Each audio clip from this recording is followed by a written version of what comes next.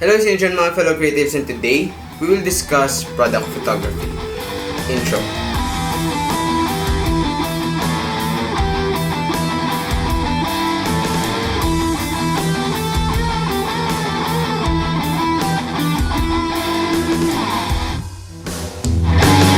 If you guys follow me on Instagram, then you should already know that I'm a product photographer, and I specifically photograph about playing cards. A lot of playing cards.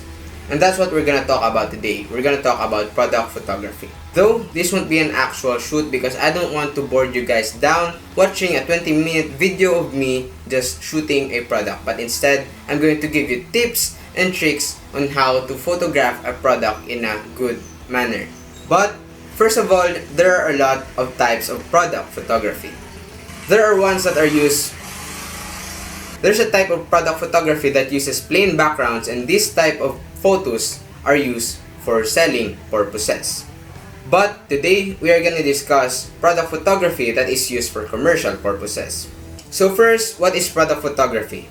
Product photography is not a photography that is meant for Hollywood. In this type of photography, you don't need a lot of crew and big lights and cameras in order to take a good shot. All you need is a tripod, a camera, and a product to shoot. Well, of course, a good tripod, and not this type of a tripod. I have another tripod, but it's downstairs, and of course, you need your skills with you. That's the most important part of all aspects of photography and film making. And that's why I'm here today to share to you what I've learned from others also. And of course, let's not forget that a good background and a good lights always make a good photo.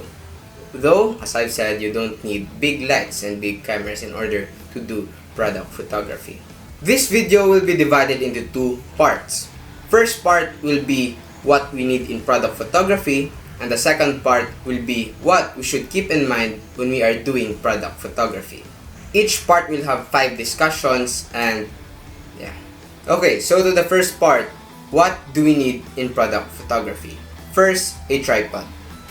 Once again, not this tripod, like a good tripod. Well, I'm using it right now. The reason behind why I'm telling you that you need a good tripod and the one that could hold your camera steady enough so that you can have your shots sharp.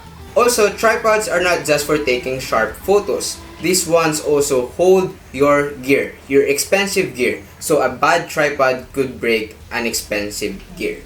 So I would rather invest on a good tripod just to save money breaking my own gear. In product photography, sharp photos are important. This is because we show details of the products. Every inch of the product needs details. Here's an example of a playing card that I haven't yet photographed. All of this, I still need to photograph all of this. But here, I have one here open, but I still haven't photographed. These playing cards have very minimal details outside. As you can see, we have the logo here. We have the name of the playing card here, which is Singularity. But then, at the bottom, we have the distributors of the playing cards. There you go. You can see now. We have the distributor of the playing cards. We have to show that. And then, also on the top, we have to show the name of that Singularity playing card. These details are very important because these are the details that the designer of the product paid attention to. Second, we need lights, because lights create shadows and shadows create depth. Simple as that.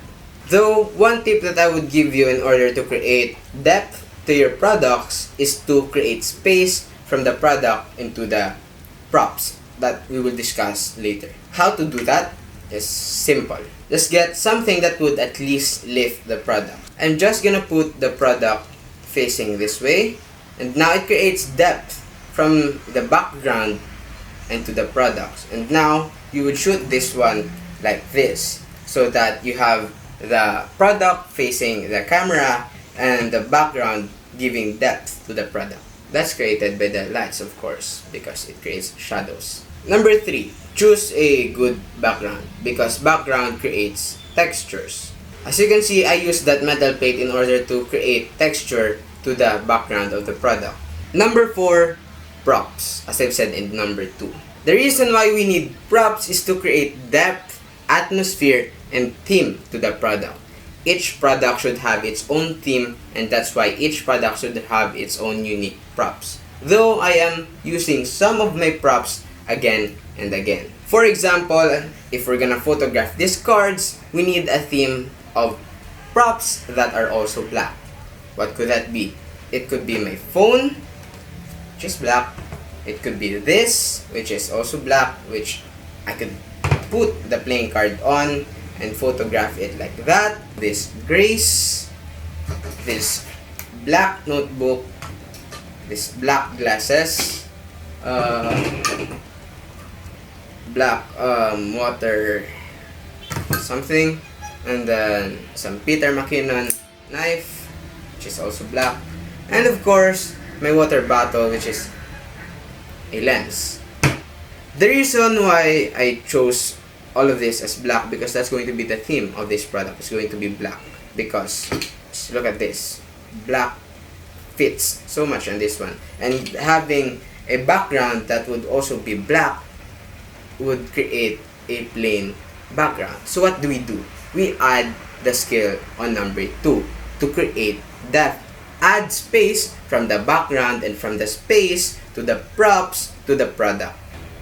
Number 5, skills. Of course, as I've said, that's the most important part of any aspect of filmmaking and photography. Skills. Just always remember that no gear can beat a person with a good skill. But how do we acquire this? We learn, and that's what I do, that's what you do, that's what we all do. We learn in order to become better. Okay, so now let's head on to the second part of the video. What are the things that we have to keep in mind during product photography? Number 1, as I've said in the first part, shoot every corner of the product and never miss any detail. Every detail of the product matters. Number 2, provide a clean lighting to the product. Use at least 3 lights as maximum. Remember not to overlight your products. Why? Because you will eliminate almost all the shadows, and that's what we need. We need shadows to create that. Third, well, I'm very guilty of this because I've reshot a lot of products just because of this. Check your photos before editing. Is it sharp? If not, it should be. You have to reshoot. Well, I did. Number 4, use proper composition that shows focus on the product and not on the props, even when you have props.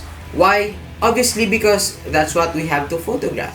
That's why we have this. That's why we have the product, because that's what we're gonna photograph and not the props. That's why I use most of the time macro lenses, but I also use wide lenses for some of the shots. And last, number 5, as I've said in the first part, make sure that the theme of another product is different from the theme of other products.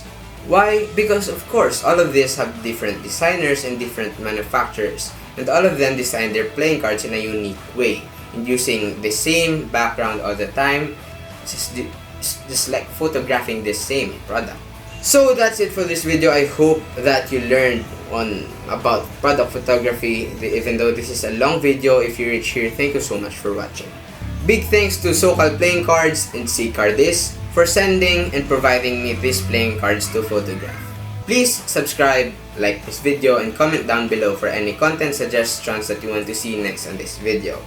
And once again, thank you so much for watching, and see you in the next video. And I hope that you learned something about product photography. Okay, don't hate, just create. Bye bye.